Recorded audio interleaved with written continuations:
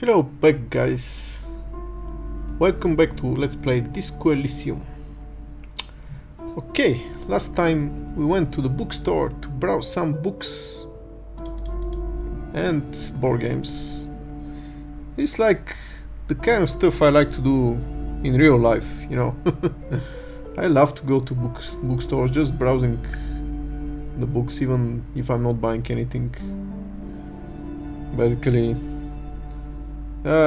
it's just this addiction of mine. Sometimes I buy so many books that I don't even read them. I just leave them for another time, and you know, they just sit in my bookcase, totally forgotten and gathering dust, unfortunately. But anyway, in this game we won't have the opportunity to do that too much. Alright, let's look around. What else is there? Another boring book, just discarded here.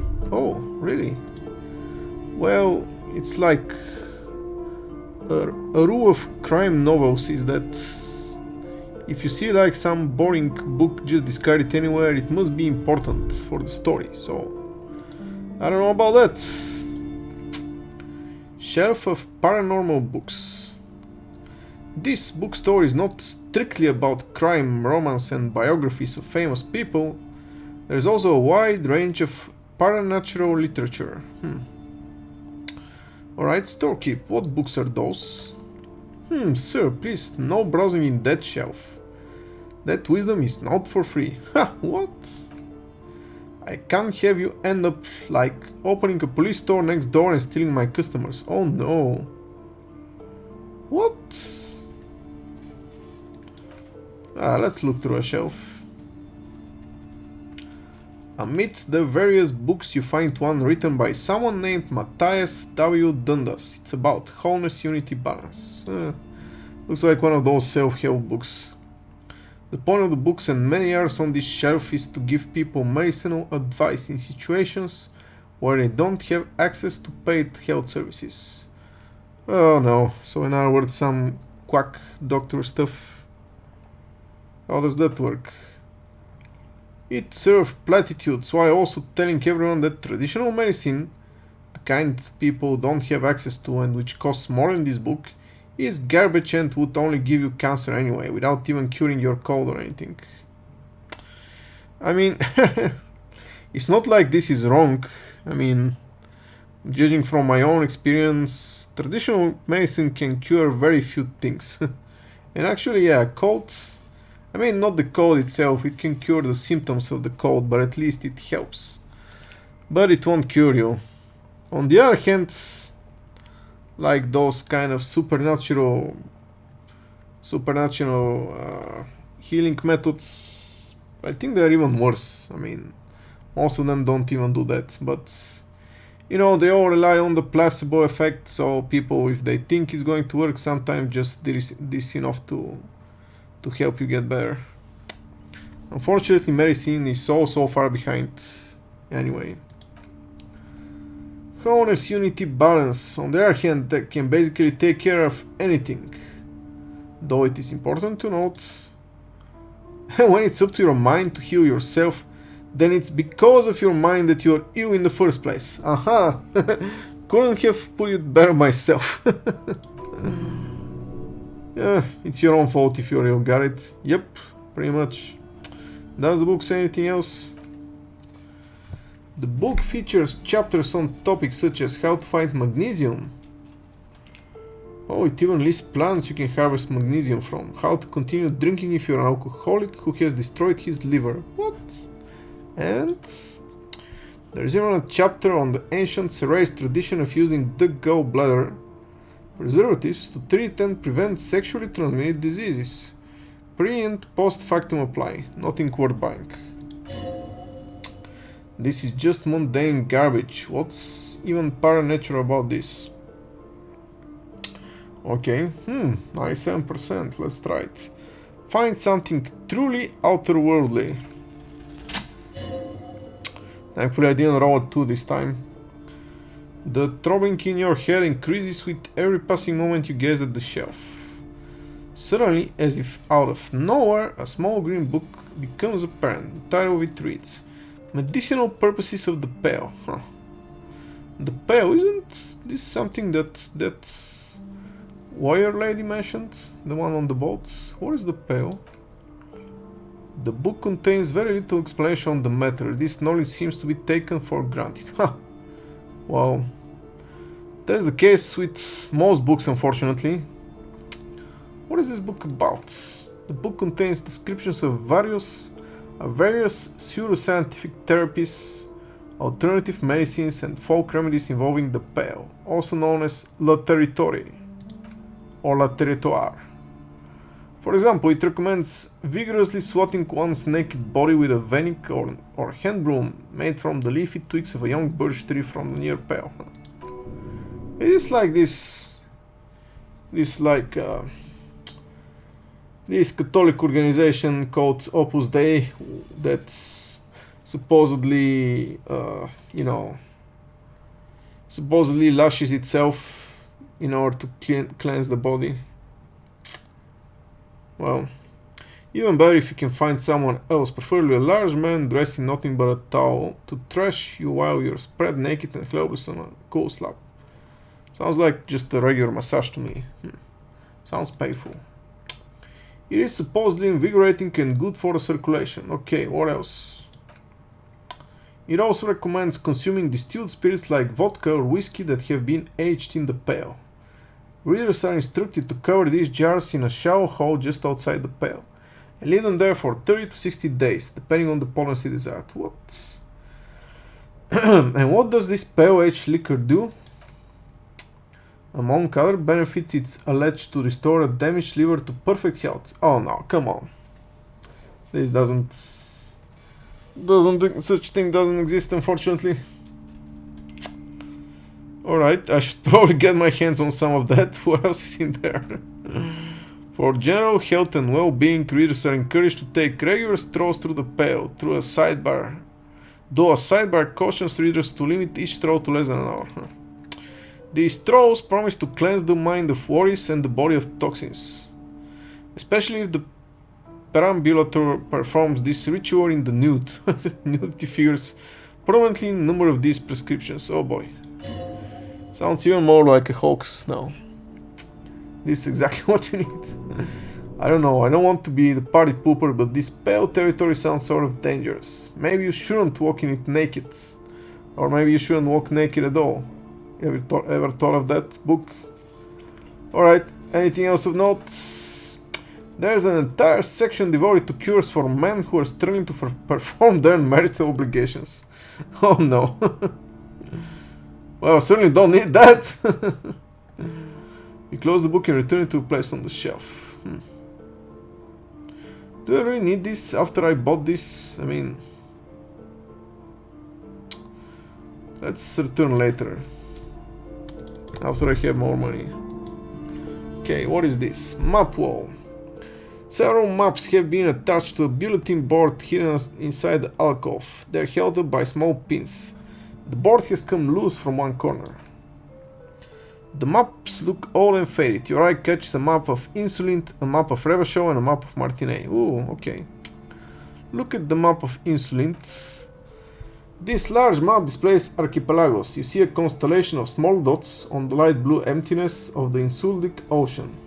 The largest in the northeast is Le Caillou. You are here. Another far away in the southwest, 70 islands. Ile de Fantôme. What else?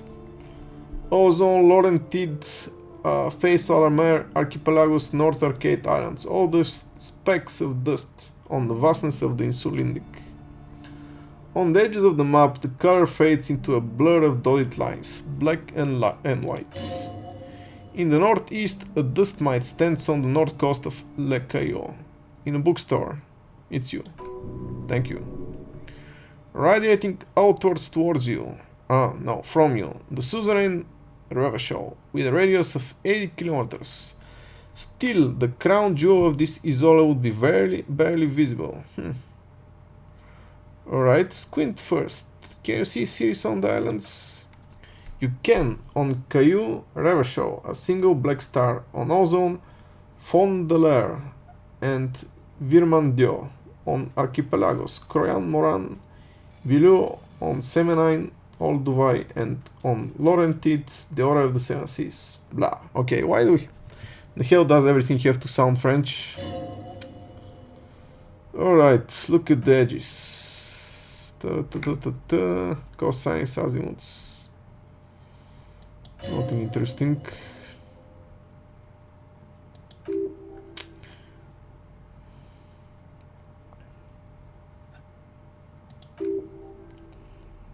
Okay, look at the map of Revachol then.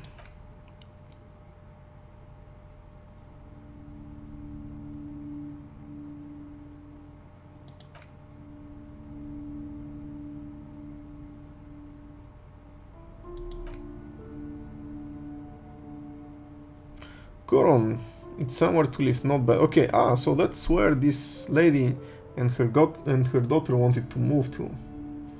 Then there's Jamrock, it's bad. People shouldn't live there, but they do. Okay, that's where we live, right? Then Fabor, it's almost as bad as and much larger. Then Coast City, it's the worst. And Martinez, it's so small you can't even see it on the map. No way, there it is. North of Jamrock, the strip of coast next to a greater Revachol industrial harbor. It looks downright despondent. It's almost Coast City, to be honest. No, Coast City is worse. A sharp limp. Rain falls on its slick black streets. And then there's burnt out quarter in the heart of Jamrock. Is it cold in this bookstore or is it just you? Huh. No, this is somewhere to be. This is all you have, but it's still something. Streets and sodium lights, the sky, the world. You're still alive. Look at the map of Martinez. It's not really a map, it's a tourist thing. A picture postcard with buildings on it, drawn from an isometric perspective. A date on the upper right corner says 48. Still, it's detailed, could be pretty useful for scouting ahead. You see that jack box of an industrial harbor, even the Mullen racks there. Okay, cool. So, actually, before we do that, guys, if you see the map area, it's actually empty here. So, if we buy a map, I presume we're going to see the map over here. So, let's try to do that. Storekeep, can I buy these maps? I'm sorry, officer, the map of Martinez is the only one available. The other two are not for sale anymore. And besides, you could scarcely afford them. What? They're quite valuable, though they might not look like it. The map of Martinez is 9 cents though. What? Alright, she says that it's the only one you can buy. Okay, why is the one of Martinez so cheap? They all think it's an out-of-date map of a tourist location that never was nor came to be. From when some design studio people tried to spruce the place up 4 or 5 years ago. They also renovated the horse statue, set up those coin-operated viewers and designed the new street lamps. So what happened then? They didn't get far, for some reason. A shame the police... Oh no, a shame the project never got going. Would be nice if someone fixed Martinez up. All those ruins are bad for business. Huh. So I can try stealing it. Or I can buy it for 90 cents. I mean, stealing.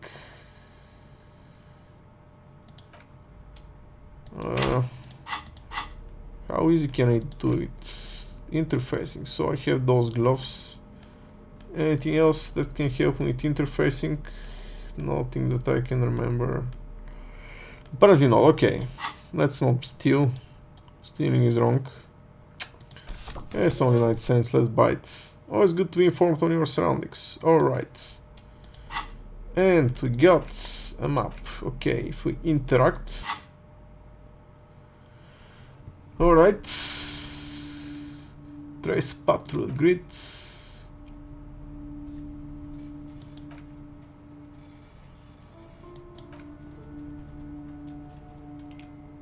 Okay, so now if you go to the journal, if you go to map, yay, you can see a map of Martinez. So basically, okay, there is no zoom, unfortunately. But this is the Whirling Racks, the place where we are staying currently, and this building, especially this front part, this is where the bookstore is. This is where the pawn shop is. This is the bridge that is currently closed. Actually, it's over here. Or, you know, okay, so this bridge is closed, but this is like the pedestrian bridge. And basically we haven't been to this part yet, so we've only explored half the area. There's also this where the harbor is and the Union. This is the boat of the woman that we spoke to. And yeah, pretty much all we can see. Now, okay, let's continue exploring Bookstore. Shelf of biographies. The plaque on the shelf reads, biographies of famous people. You see a large variety of names, none of which rings a bell. I mean, of course, we don't remember anything. Storekeep, anything of note in this shelf? I would say the greatest innocence. Yes, more certainly. It's an important educational tool, delving into the depth of history, religion, and their relation to innocentic power. What? Who or what is an innocence? Isn't that a quality? A very influential historical figure, but surely I don't have to tell you that. You're a law officer, and law officers have at least some education. Well, not me. The book is also very daring. The author tries to re-examine the universal understandings of the innocentic system, creating a fresh vantage point and a shift in the entire order of things. I thought it was about which of these innocences is the coolest and greatest. Perhaps for a layman, deep analysis is necessary to peel back the multi-layered meanings. So, you recommend it? Certainly, it's prudent for a person to have at least an elementary understanding of history and society. Imagine the chaos we'd be in otherwise. You feel like you should get this one. Definitely, it's important somehow. There is something personal inside.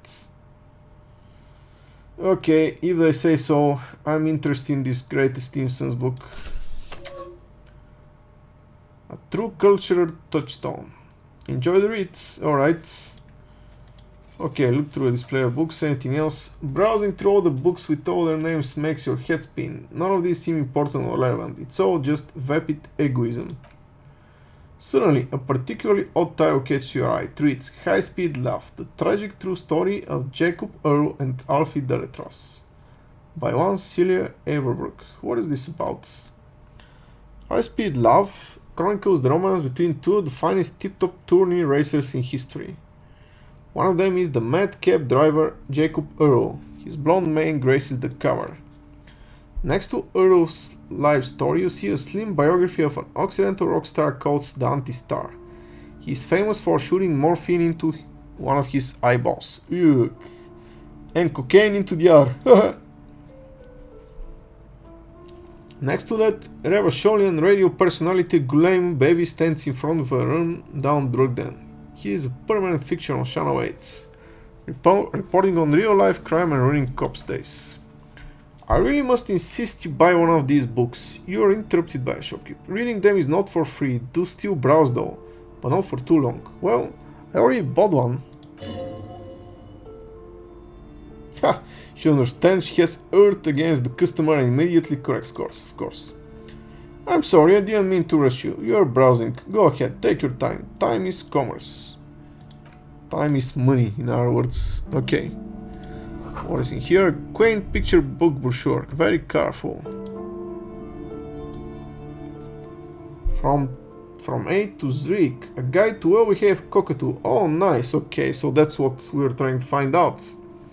A silver-crested cockatoo sits on the cover, its beak slightly open. It looks as if the bird is calling out to the book title, From A to Zurich, a guide to a well-behaved cockatoo. Okay. What about this guide to cockatoo, storekeeper? It's a must-have if you own a cockatoo. I've heard they're quite capricious. Oh, we can try stealing this one. 58%. Okay, let's flip through pages first. Turns out that there are so many different cockatoo species and they all have behavioral problems. You don't have behavioral problems, that's garbage. You're cool. Alright. Alright, let's try to steal it. 58% should be good enough. Crap. Slowly you move your hand toward the tome of cockatoos. Before you reach the book, you're interrupted. The lieutenant coughs sharply, then whispers. Do we really need to do that? I think not. I don't wanna spend more money. You know what? Screw this. Oh crap, interfacing, we only have 2?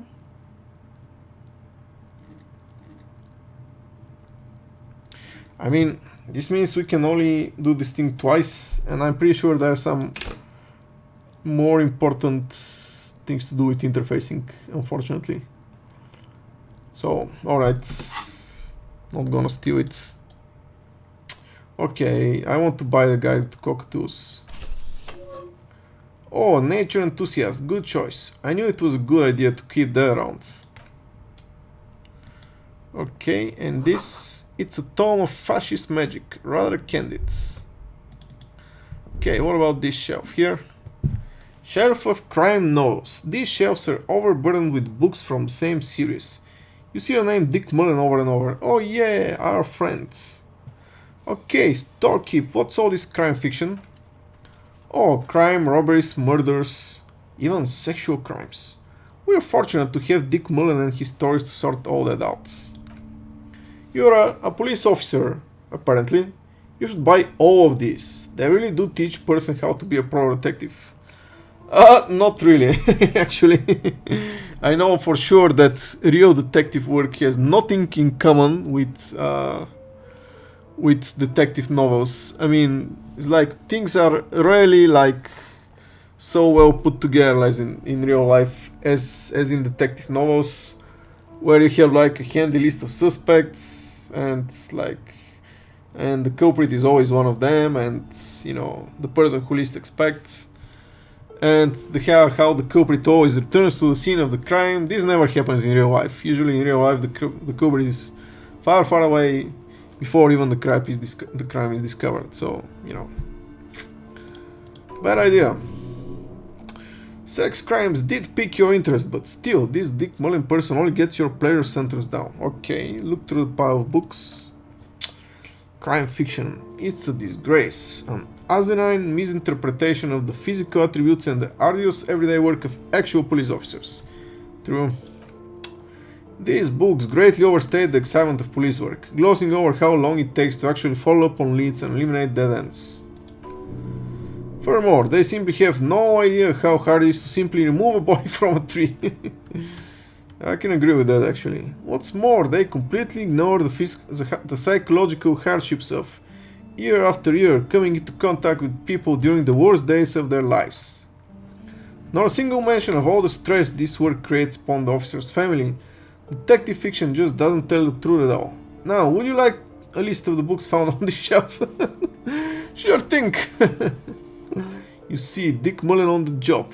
Get me Mullen. The stalwart adventures of Richard P. Mullen.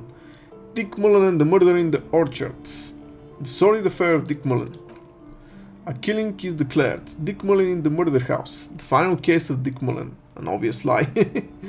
Dick Mullen in the clock tower. The ordeals of Dick Mullen. Dauntless Dick. Dick Mullen's funeral pyre. The murder of Dick Mullen. What? Dick Mullen dies? Oh no. Turns out he faked to solve a case. Okay, are there any more? Yes, there's also the dame who did it. Farewell, my Mullen. Okay, this obviously a reference to Raymond Chandler's Farewell, my lovely. Faking death seems to be a common trope in the Mullen series. The morbid tales of Dick Mullen, a dark tide turns. Tragedy calls for Dick Mullen, another one of fake death. And of course, Dick Mullen, the murderer. In order to catch a murderer, Dick Mullen must become the murderer. After all this, you still haven't found the answer to one question that matters. Who is Dick Mullen? Reaction speed, medium, 3, okay. Who is Dick Mullen? Actually, how was the reaction speed? Okay, I already have +1. Alright, let's give it a go. Another failure. Come on, today it's really not working well for me. You attempt to grasp the answer fails. It seems very close by, pulsating just out of reach. Okay, let's leave. But I think... Oh no, okay, it wasn't reaction speed, it was perception that I had. Oh boy, so unfortunate.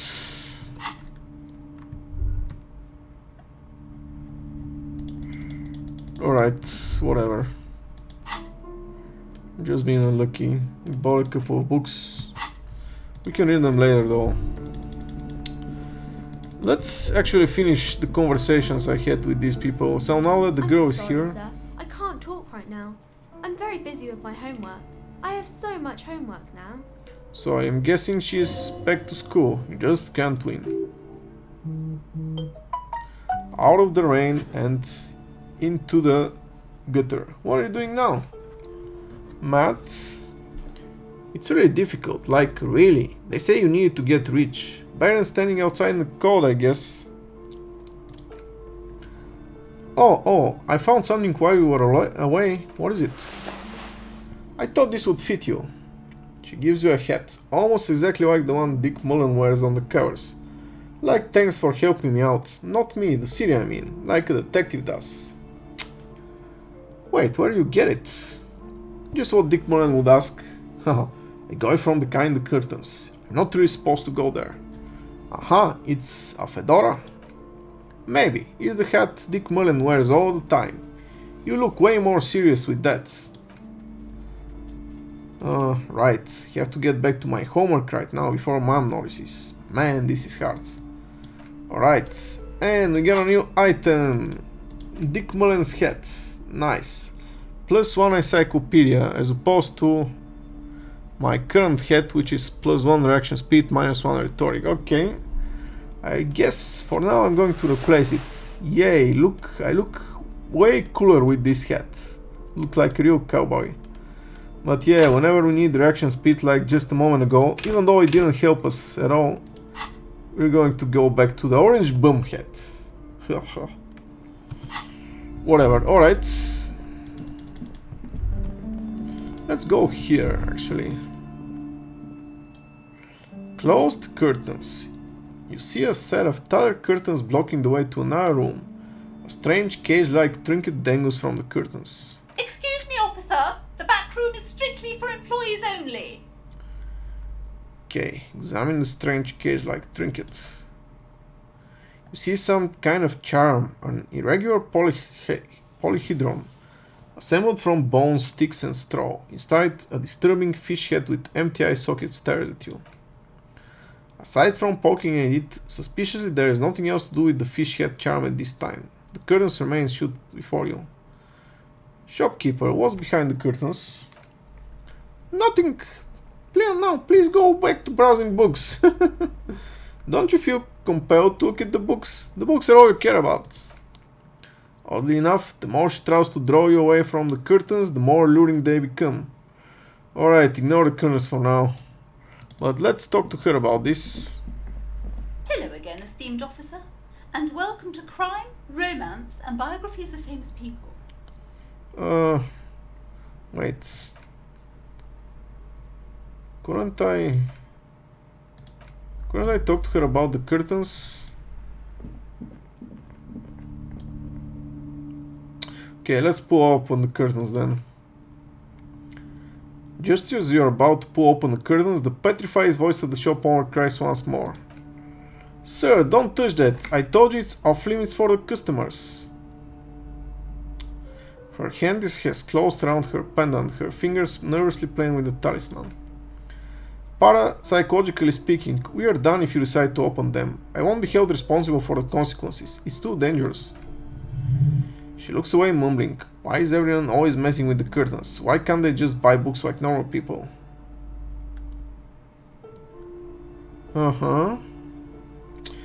This is about the curse? That's why you're afraid? No, it's just a storeroom for the employees. I told you. Now, please step away from the curtain. Man, this is different. I'm a police officer. I need to get in there. Why? It's not like anyone was killed there. Well, maybe someone was. Maybe that's why there's a curse. We need to find out. She stops abruptly as her hand flies over her mouth, baffled by her own bluntness. Maybe we were right. I'm sorry, I don't mean to be so impolite. Just please don't go there. I can't allow that. You only make things worse and unleash the powers. But I sense this place is calling for me. I must investigate beyond the threshold. Oh, you do? My god, even more reasons to not mess with the curtains. Just step away, dear sir. Alright, I'll think about it for a while. Thank you. Let's just talk about this first, alright? There's no reason for you to venture into the unknown. Why are you, a coward? Think about the marvelous adventures waiting for us on the other side.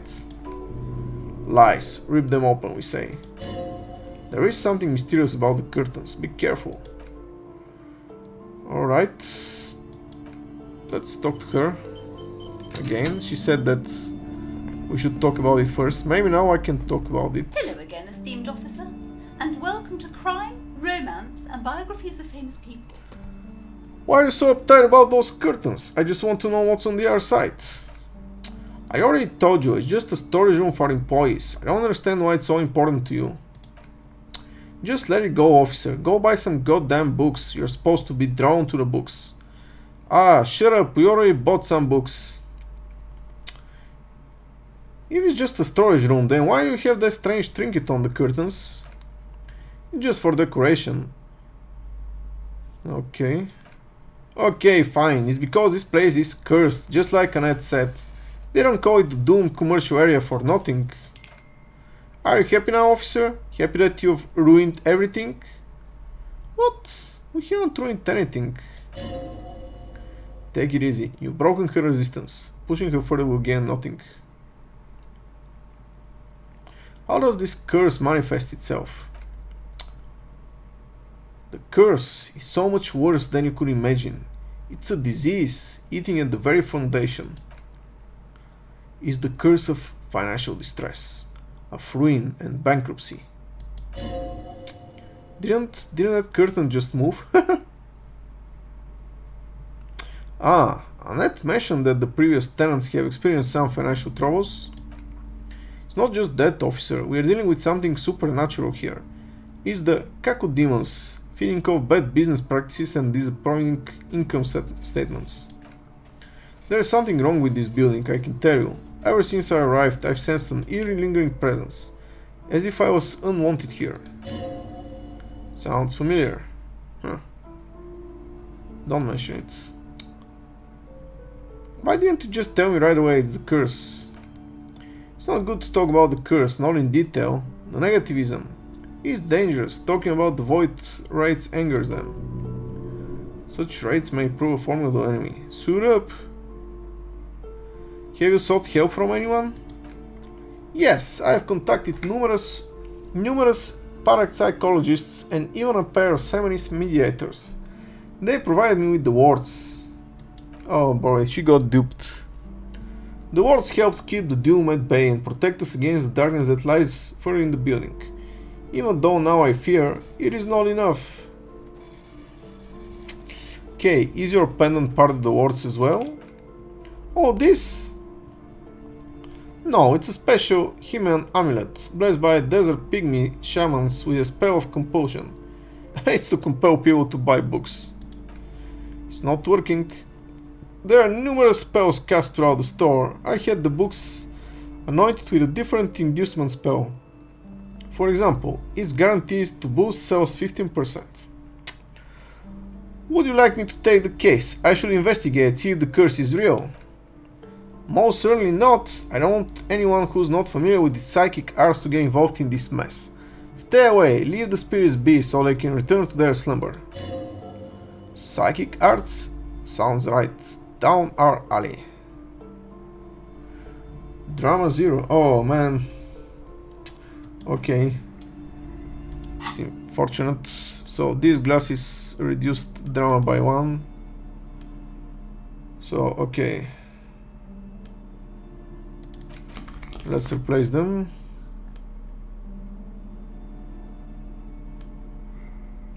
Was there like another?